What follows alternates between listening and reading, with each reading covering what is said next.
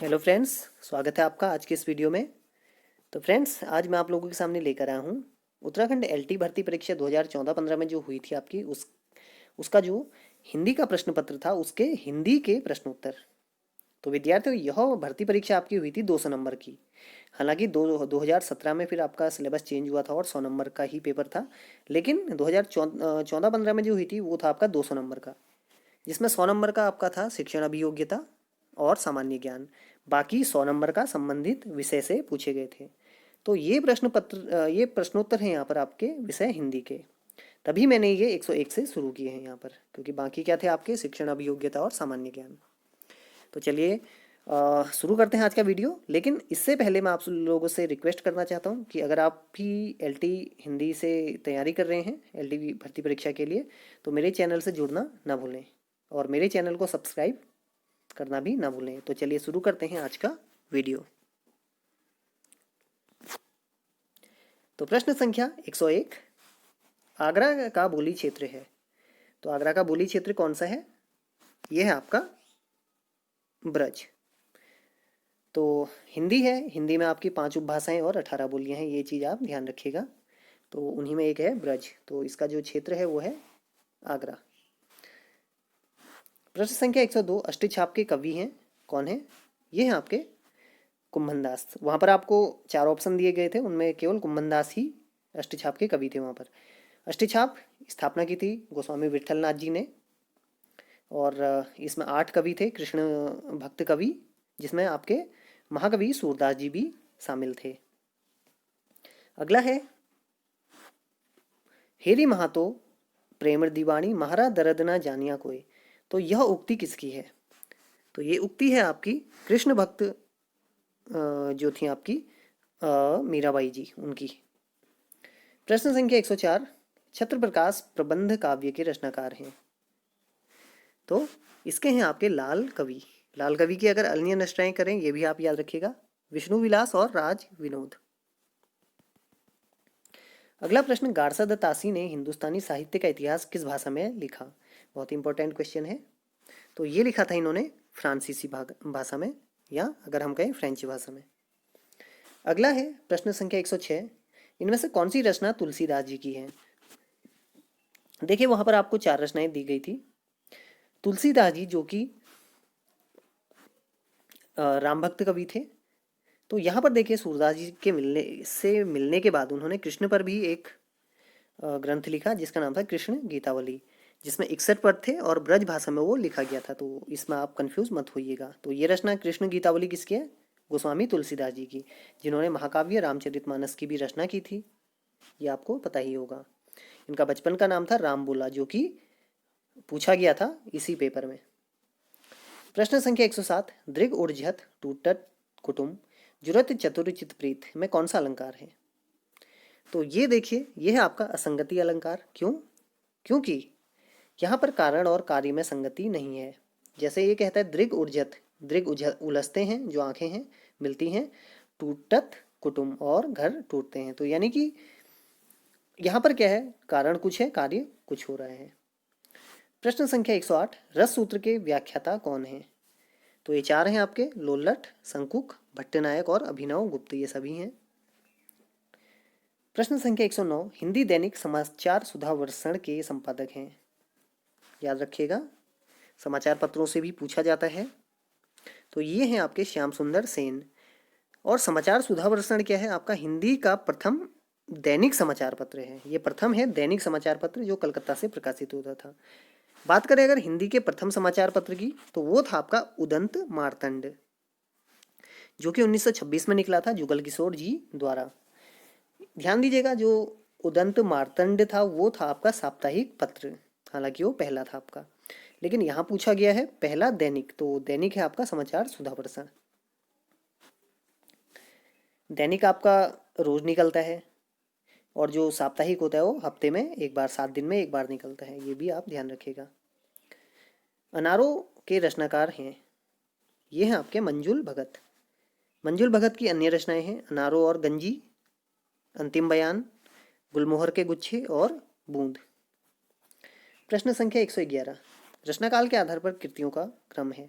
तो विद्यार्थियों, आपको कृतियों का क्रम भी याद होना चाहिए कि कब कौन सी कृति थी, कभी कभी सन भी पूछ लिया जाता है।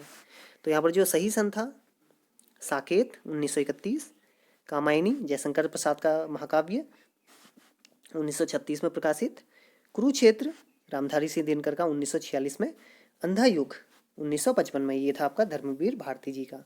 तो ये रचनाएं भी काफ़ी इंपॉर्टेंट है। साकेत है आपका मैथिली शरण गुप्त जी का। प्रश्न संख्या 112, रचनाकाल के आधार पर प्रसाद के निम्नलिखित नाटकों का क्रम है। तो विद्यार्थियों ध्यान रखिएगा, जो मैंने अभी बोला आपसे कि जो आपको सन है वो याद होनी चाहिए, जो मुख्य रचनाएं हैं। तो प्रसाद के नाटक जैसे राज्यश्री था इनका 1918 में, अजातशत्रु लिखा इन्होंने 1922, चंद्रगुप्त 1931 और ध्रुव स्वामिनी ये था 1933। अगला है सुमेलित कीजिए। तो यहाँ पर देखिए सुमेलित कीजिए के भी प्रश्न आए थे कुछ, तो मैंने यहाँ पर केवल आंसर लिखे हैं आपके सामने। रसमीमांसा रामचंद्र शुक्ल, नाथ संप्रदाय ये लिखा है आपका हजारी प्रसाद द्विवेदी ने, आस्था और सौंदर्य ये है रामविलास शर्मा, हिंदी साहित्य 20वीं शताब्दी ये है आपका नंद दुलारे वाजपेयी जी का। अगला प्रश्न 114, सुमेलित कीजिए। यहाँ पर भी आपको सुमेलित करना था। तो देखिए यहाँ पर क्या है, आपको पात्र दिए गए हैं कुछ उपन्यासों के, और आपको ये बताना है कि कौन सा पात्र किस उपन्यास का है या किस रचना का है। तो जैसे कुमारगिरी है, ये चित्रलेखा जो कि भगवती चरण वर्मा ने लिखा था उसका ये पात्र है। महामाया ये बाणभट्ट की जो आत्मकथा है जो लिखी थी हजारी प्रसाद द्विवेदी में, उसकी पात्र है। गोबर ये गोदान का है, गोदान के भी कई बार वो पूछे जाते हैं पात्र, जैसे गोबर है आपका, इसके अलावा झुनिया भी थी वहाँ पर। और भुवन ये नदी के द्वीप का है, नदी के द्वीप किसने लिखा है, सच्चिदानंद हीरानंद वात्स्यायन अज्ञेय, कभी कभी इनका पूरा नाम भी पूछ लिया जाता है, ये भी आप याद रखिएगा। प्रश्न संख्या 115, ब्रज भाषा का विकास किससे हुआ है। तो ये हुआ है आपका सौरसेनी अपभ्रंश से। प्रश्न संख्या 116, भाषाओं के पारिवारिक वर्गीकरण का आधार क्या है। तो यह है आपका उसका इतिहास। अगर बात करें परिवार के आधार पर तो हिंदी आपकी भारोपीय परिवार की भाषा है, ये भी आप ध्यान रखिएगा। प्रश्न संख्या 117, संस्कृत से सीधा संबंध किस भाषा का है। तो यहाँ पर आपका जो संस्कृत का सीधा संबंध है, तो जो आपका ऑप्शन दिए गए थे वहाँ पर उसके हिसाब से इसका जो सबसे नज़दीकी संबंध था वो था आपका प्राकृत से। ऑप्शन में पाली नहीं दिया गया था, वरना इसका पाली से होता।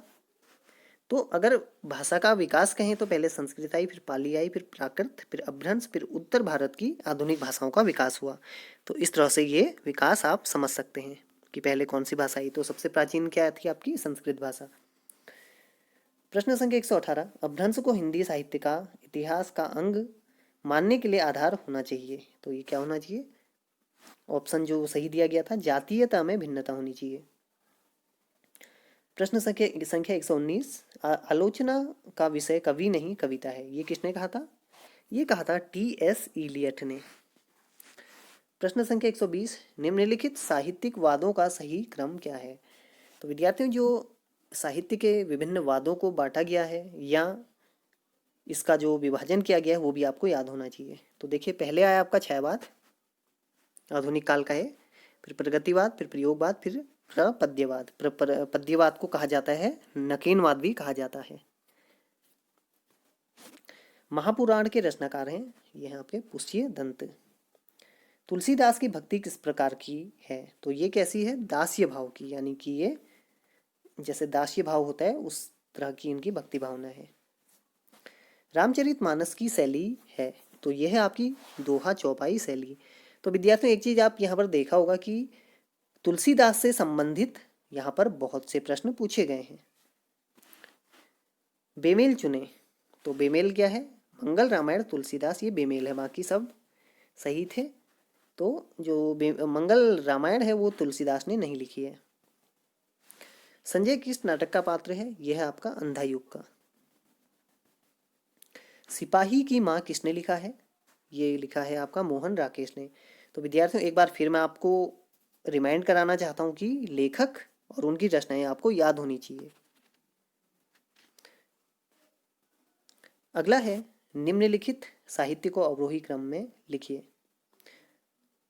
रस सिद्धांत, साहित्य दर्पण, काव्य प्रकाश, फिर आया आपका नाट्य शास्त्र।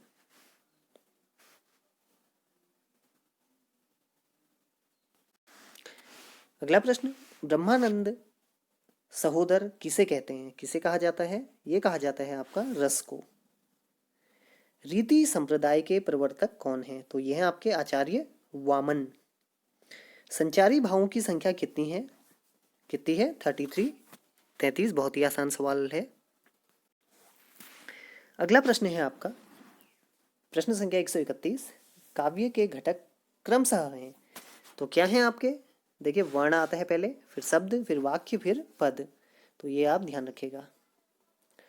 ध्वन्यालोक लोचन के प्रणेता हैं, कौन है? आनंद वर्धन। तो विद्यार्थी काव्य शास्त्र से भी काफी प्रश्न यहाँ पर पूछे जाते हैं। रस निष्पत्ति के सर्वमान्य व्याख्याकार हैं, तो कौन है? भरत मुनि जी। विभाव में प्रधान है, क्या है? वस्तु। ये आपने पढ़ा होगा। नाट्य शास्त्रकारों द्वारा अमान्य रस है, जो नाट्य शास्त्रकार हैं उन्होंने किस रस को अमान्य माना है? तो उन्होंने माना है शांत रस को। समय स्थान कार्य के संयोजन का नामकरण है संकलन त्रय। संकलन त्रय में क्या क्या शामिल है? समय, स्थान, कार्य। ये आप ध्यान रखेगा। दो आपके रचनाकार हैं। दो आपके रचनाकार कौन है? शमशेर बहादुर सिंह। अगला प्रश्न बहुत इंपॉर्टेंट है। प्रथम तार सप्तक के संपादन किसने किया था? तो प्रथम तार सप्तक का संपादन किसने किया था? अज्ञेय जी ने। कब किया था? 1943 में। तो जो तार सप्तक होता था, इसमें 7 कवियों का समूह था जो रचनाएं करता था। अगला है प्रश्न संख्या 139। अस्तित्ववाद के प्रवर्तक कौन है? तो ये हैं आपके किरकेगार्ड। अगला है प्रगतिवाद काव्य की समय सीमा है। जैसा कि अभी मैंने आपको बताया कि आपको पूरा विभाजन याद रखना है। तो प्रगतिवाद की है 1936 से 1942। इससे पहले था आपका छायावाद। अगला है देसी मुर्गी विलायती बोल का अर्थ क्या है? तो इसका अर्थ है बेमेल काम करना। अगला है 3 लोग से मथुरा न्यारी। इसका अर्थ क्या होगा? यह है बहुत सुंदर होना। अगला है वीर रस का स्थायी भाव है उत्साह। तो स्थायी भाव आपको सभी रसों के याद होने चाहिए। जैसे आपका देखिए, जो कई हैं, जैसे आपका भयानक रस है, उसका भय है। आपका विभत्स रस है, उसका जुगुप्सा है। तो आपको सब याद रखने हैं। अगला है वाक्यम रसात्मकम व काव्यम। किसका काव्य लक्षण है? तो ये किसका है? आचार्य विश्वनाथ जी का। अगला है घुटरुनी चलत शोभित कर नवनीत लिए, घुटरुनी चलत रेणु तन मंडित मुख दधी लेप किए। मैं कौन सा रस है? तो विद्यार्थियों देखिए यहाँ पर मुख कर नवनीत लिए, नवनीत मक्खन। घुटरनु घुटरुनी चलत रेणु तन मंडित मुख दधी लेप की। तो यहाँ पर देखिए, जो श्री कृष्ण है उनके बचपन का वर्णन किया गया है, कैसे वो चलते थे घुटनों के बल, और जब वो दही खाते थे उनके मुंह पर भी लग जाता। देखिए यहाँ पर जब किसी बालक के सौंदर्य का वर्णन किया जाता है काव्य में, वहां पर होता है आपका वात्सल्य रस। ये आप ध्यान रखिएगा। जहाँ पर बालक का रूप सौंदर्य वर्णन किया जाता है, उसकी क्रियाकलापों का। प्रश्न संख्या 146। जूही की कली कविता किस छंद का उदाहरण है? तो जो जूही की कली है, किसका है? मुक्त छंद। बहुत ही इंपॉर्टेंट ये आपकी रचना है। इसे लिखा था सूर्यकांत त्रिपाठी निराला जी ने, 1916 में प्रकाशित हुई थी। अगला है शिल्पगत आधार पर दोहे से उल्टा छंद है। दोहे का उल्टा छंद कौन सा होता है? सोरठा। दोहे में आपका 11-13 मात्राएं होती हैं और सोरठे में 13-11 मात्राएं प्रत्येक चरण में। अगला है माने मनिक मुक्ता छवि जैसी, आहा गिरी गज सिर मो सोह न तैसी। में कौन सा अलंकार है?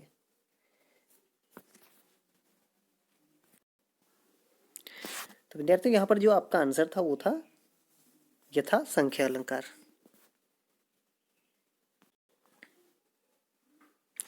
अगला प्रश्न 149।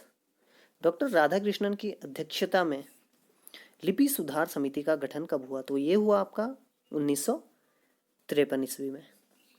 अगला है हिंदी दिवस कब मनाया जाता है? तो ये आपका मनाया जाता है 14 सितंबर को हर वर्ष। अगला है प्रश्न संख्या 151, पहाड़ी भाषा का विकास किस अपभ्रंश से हुआ है? तो ये हुआ है आपका खस अपभ्रंश से। प्रश्न संख्या 152, हिंदी का प्रथम साप्ताहिक पत्र किसे माना जाता है? तो विद्यार्थियों देखिए यहाँ पर इससे पहले भी ये इसी तरह का एक प्रश्न आया था आपका। तो साप्ताहिक पत्र किसे माना जाता है? पहला उदंत मार्तंड को। अगर साप्ताहिक की जगह अगर यहाँ पर होता आपका दैनिक, तब आप करते समाचार सुधा वर्षण। अगला प्रश्न, बीसल देव रासो किसकी रचना है? तो यह है आपकी नरपति नाल की। रासो ग्रंथों से भी कोई ना कोई प्रश्न पूछा जाता है। हिंदी साहित्य का इतिहास दर्शन, इस ग्रंथ के लेखक कौन है?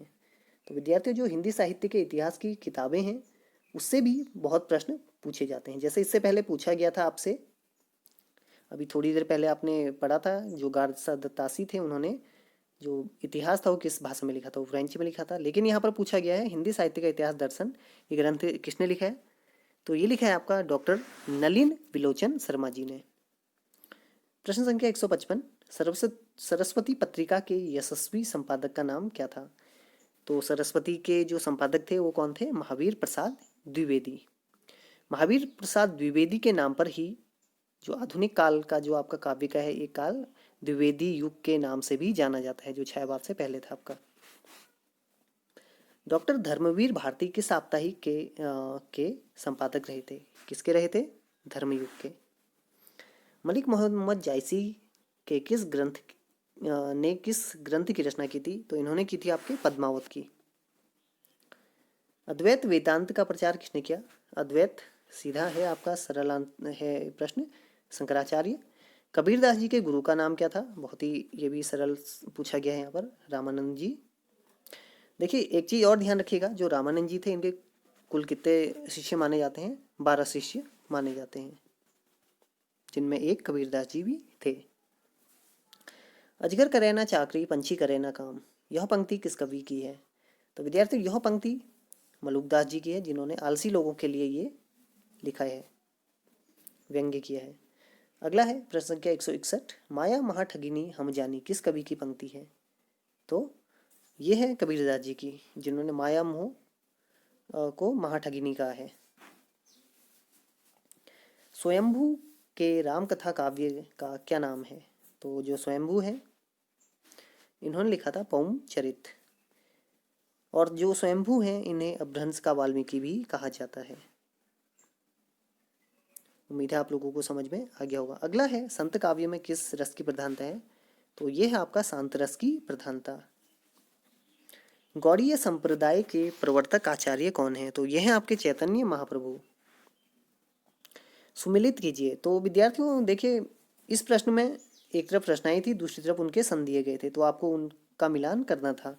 तो यहाँ पर जो सही मिलान है, अनामिका 1923 में प्रकाशित, आराधना 1953, रश्मि 1932, बेला 1946, क्या आप ध्यान रखिएगा। अगला है तुलसीदास के बचपन का नाम क्या था? देखिए तुलसीदास जी से संबंधित काफ़ी प्रश्न पूछे गए थे, एक और आ गया है आपका। तो इनके बचपन का नाम था राम बोला। रीति मुक्त कवि हैं कौन है? द्विज देव। विद्यार्थियों तुलसीदास जी के आप गुरु जी का नाम भी याद रखिए लीजिएगा, नर हरियानंद जी थे, तो कभी कभी पूछ लिया जाता है।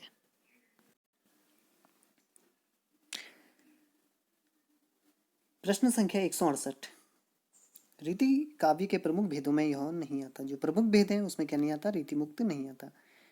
अगला है प्रश्न संख्या 169, कालक्रमानुसार रीति काल का प्रथम कवि किसे माना जाता है? तो कालक्रमानुसार पूछा गया है, तो इसमें माना जाता है केशव दास जी को। अगला प्रश्न संख्या 170, कालक्रम निर्धारित कीजिए। तो यहाँ पर आपको 4 रीतिकालीन कवियों के नाम दिए गए थे, तो जिसमें आपको उन्हें कालक्रमानुसार लगाना था। तो पहले आपके केशव, मतीराम, फिर बिहारी, फिर आपके थे घनानंद। तो ये इनका सही क्रम था। प्रश्न संख्या 171, शुद्धा द्वैतवाद शुद्धाद्वैतवाद जो था उसके प्रवर्तक आचार्य कौन थे? ये थे आपके वल्लभाचार्य। तो विद्यार्थियों ये थे प्रश्न उत्तर। अब इसके बाद प्रश्न संख्या 172 से 79 तक वाक्यों को पढ़कर कूट की सहायता से उत्तर का चयन आपको करना था। ये जो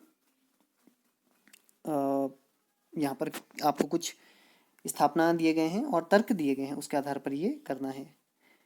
जैसे प्रश्न संख्या 172 है आपका, स्थापना है इसमें निर्गुण भक्ति निराकार भक्ति है। इसका तर्क है निर्गुण भक्ति में कोई आलंबन नहीं होता। तो इसमें जो स्थापना है वह गलत है कि निर्गुण भक्ति निराकार भक्ति है, और निर्गुण भक्ति में कोई आलंबन नहीं होता, ये सही है। अगला है 173, स्थापना है इसमें, स्थापना कथन निर्गुण भक्ति में नाम जप की साधना है, और तर्क है इसका नाम ही भक्ति व मुक्ति का दाता है। तो ये दोनों कथन सही हैं।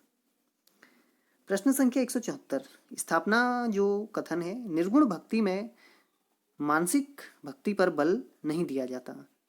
इसका जो तर्क दिया गया है मानसिक जप आडंबर रहित नहीं होता है। तो ये दोनों गलत हैं। अगला है 175, स्थापना कथन है इसमें निर्गुण भक्ति में प्रेम का विशेष स्थान है, जबकि इसका जो तर्क है प्रेम के बगैर भक्ति संभव नहीं है। तो ये भी दोनों सही हैं इसमें। अगला है प्रश्न संख्या 176, सांडिल्य के अनुसार भक्ति शुद्ध रागतिकता वृत्ति है। जो इसका तर्क दिया गया है भक्ति भाव अपने पर भावचक्र का बंधन करता है। ये यहाँ पर दोनों ही जो कथन है वो सही है। प्रश्न संख्या 177, जो स्थापना कथन है संत काव्य धारा का आधार निर्गुण ब्रह्मा है। जो इसका तर्क है इस धारा को ज्ञान मार्गी धारा नहीं कहते हैं। तो देखिए इसमें जो स्थापना कथन है वो सही है, संत काव्य धारा का आधार क्या है निर्गुण ब्रह्म है, सही है। जबकि इसे ज्ञान मार्गी धारा नहीं कहा जाता, ये गलत है, जबकि इसे कहा जाता है ज्ञान मार्गी धारा। प्रश्न संख्या 178, स्थापना कथन गुरु नानक देव जी सिख धर्म के प्रवर्तक थे। तर्क था सिख धर्म निर्गुण ब्रह्मा को नहीं मानता। तो इसमें क्या है स्थापना कथन तो सही है लेकिन तर्क गलत है। प्रश्न संख्या 179, स्थापना कथन है संत दादू की विचारधारा कबीर से नहीं मिलती है। तर्क है इसका दादू निर्गुण भक्त थे। तो यहाँ पर देखिए जो स्थापना कथन है वह गलत है, यानी कि इनकी विचारधारा कबीर से मिलती थी, जबकि यहाँ नहीं दिया है तो ये गलत है। जबकि तर्क सही है, दादू निर्गुण भक्त थे, ये सही है। अगला है सुमेलित कीजिए। तो यहाँ पर आपको कुछ संप्रदाय और वाद दिए गए थे, उनके आपको आचार्य यहाँ पर जो थे उनसे मिलान करना था। देखिए ये आपको याद होनी चाहिए, एग्जाम्स में पूछे जाते हैं। विशिष्टाद्वैतवाद ये थे आपके रामानुजाचार्य, द्वैतवाद के मध्वाचार्य। इससे पहले आपको पढ़ाया था अद्वैत के कौन थे, शंकराचार्य जी। तो इसके बाद है शुद्धाद्वैतवाद, ये हैं वल्लभाचार्य जी। गौड़ीय संप्रदाय के हैं चैतन्य महाप्रभु जी। तो विद्यार्थियों यहाँ पर एक चीज और ध्यान दीजिएगा कि कई देखिए प्रश्न रिपीट होते हुए भी आ रहे हैं। संत तुलसीदास का संबंध किस आचार्य परंपरा से है? विद्यार्थियों फिर से तुलसीदास पर आ गया है यहाँ पर एक प्रश्न। तो ये है आपके रामानंदीय। प्रश्न संख्या इसके बाद जो 182 से शुरू है वहां पर आपको ऊपर एक ये दिया गया है काव्यखंड, इसे पढ़कर इससे संबंधित नीचे इनके प्रश्नों के उत्तर देने हैं। तो ये जो है 182, उपयुक्त अवतरण में नरता के कौन कौन से विघ्न माने गए हैं? तो यहाँ पर क्या माने गए हैं? वैर, प्रतिरोध, द्रोह और लोभ। तो विद्यार्थियों इसके लिए जो हमारा जो किसी भी काव्य खंड को समझने की जो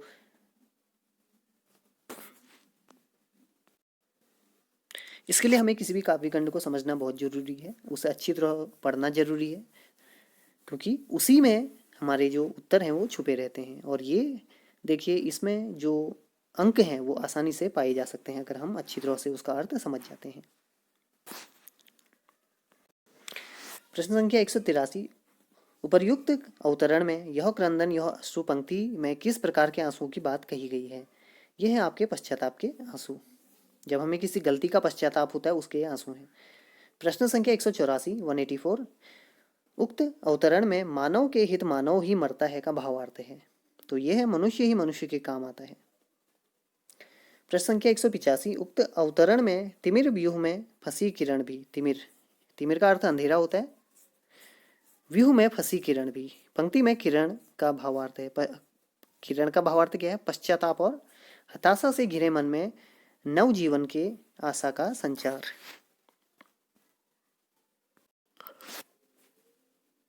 अगला प्रश्न 186 किस प्रगतिशील कवि ने एक से अधिक भाषाओं में काव्य रचना की? तो किसने की? नागार्जुन जी ने, जिन्हें कई भाषाओं का ज्ञान था। तो जो नागार्जुन थे इनका असली नाम क्या था, यह आप मुझे कमेंट बॉक्स में लिख के भेज दीजिए। प्रश्न संख्या 187 भवानी प्रसाद मिश्र की कविताओं को किस सप्तक में स्थान मिला? तो इन्हें भवानी प्रसाद कौन से सप्तक में? दूसरा सप्तक। तो फ्रेंड्स आपको चारों सप्तक याद होने चाहिए, उनके जो सातों कवि थे वो आपको याद होने चाहिए कि पहले सप्तक में, दूसरे, तीसरे, चौथे सप्तक में कौन कौन से कवि शामिल थे। अगला है कल्प वृक्ष गमले में किस नवगीतकार की कृति है? यह है आपकी सोम ठाकुर जी की। अगला है 189 नवगीतकार ठाकुर प्रसाद सिंह की रचना कौन सी है? तो यह है आपकी वंशी और मादल। अगला है सूरज का सातवां घोड़ा उपन्यास के रचयिता हैं। देखिए बहुत ही इंपॉर्टेंट है आपका सूरज का सातवां घोड़ा। 1952 में ये लिखा गया था। कौन थे इसके लेखक? धर्मवीर भारती जी। धर्मवीर भारती जी ने धर्मयुग का भी संपादन किया था। ये क्वेश्चन भी यहाँ पर आया था आपका। इनमें से आंचलिक उपन्यासकार कौन है? कई बार ये पूछा जाता है आपके। यह आपके फणीश्वरनाथ रेणु जी, जिनका मेलांचल बहुत प्रसिद्ध है। जो इन्होंने रचना लिखी थी मेलांचल बहुत प्रसिद्ध है। अगला है रत्नावली हर्षवर्धन द्वारा रचित कौन सा नाटक की नायिका है? यह आपका रत्नावली। विक्रमोर्वशीयम नाटक के रचयिता हैं। यह आपके कालिदास जी। इसके अलावा मेघदूतम भी इन्होंने लिखा, अभिज्ञान शाकुंतलम भी लिखा इन्होंने। रघुवंशम महाकाव्य में विशेष है। क्या विशेष है? 31 राजाओं का वर्णन है इसमें। अगला है वेड़ी संहारम नाटक में प्रधान रस है। वेड़ी संहारम कालिदास। तो इसका जो प्रधान रस है यह आपका वीर रस। ध्यान दीजिए 6 अंकों का नाटक है और यह है एक दुखांत नाटक। अगला है प्रश्न किरातार्जुनियम में किरात कौन है? तो जो किरातार्जुनियम है तो इसमें जो किरात हैं वो हैं शिव। इसका कथानक महाभारत के वन पर्व से है। तो विद्यार्थी यहाँ पर देखिए, यहाँ पर जो इसमें शिव हैं वो बने थे किराताधिपति और उनका युद्ध हुआ था अर्जुन से। गद्यांश आधारित प्रश्न। तो प्रश्न संख्या 197 से 200 तक पूछा गया था यहाँ पर गद्यांश से। तो विद्यार्थियों मैं ये आपसे कहना चाहूँगा कि गद्य और पद्य को अगर आप अच्छी तरह से पढ़ लें, उसका अर्थ समझ लें, तो आप कुछ अंक जो होते हैं, जैसे अगर 4-4 या 5-5 अंक के आते हैं तो आसानी से प्राप्त कर सकते हैं, क्योंकि इसमें आपको आंसर इसी में दिए रहते हैं गद्य या पद्य के अंदर। प्रश्न संख्या 197 गौतम ने मनुष्यता किसे कहा है? तो ये इसी का है गद्यांश का। तो उन्होंने किससे कहा है? गद्यांश के आधार पर मनुष्य के तदनुभूति भाव को। आत्मनिर्मित बंधन से क्या अभिप्राय है? यह है अपने ऊपर नियंत्रण रखना। प्रश्न संख्या 199 अक्रोध मूलक धर्म का उत्स यही। पंक्ति में आए उत्स शब्द का अर्थ क्या है? तो उत्स का अर्थ क्या होता है? स्रोत। स्रोत या सोर्स भी बोलते हैं इंग्लिश में। अगला है नाखून बढ़ने का भाव है। तो ये क्या है? हिंसक होना। तो विद्यार्थियों ये था उत्तराखंड एलटी भर्ती परीक्षा का जो हिंदी का प्रश्न पत्र था 2014-15 में जो हुई थी, उसका हिंदी वाला भाग। उम्मीद है आप लोगों को ये वीडियो पसंद आया होगा। तो विद्यार्थियों ये वीडियो यहीं पर समाप्त होता है, लेकिन उससे पहले मैं आप लोगों से एक रिक्वेस्ट करना चाहता हूँ कि अगर आप लोग भी मेरे चैनल से जुड़ना चाहते हैं तो मेरे इस चैनल को सब्सक्राइब करना ना भूलें। जल्द ही आपसे फिर से भेंट होगी, तब तक के लिए धन्यवाद।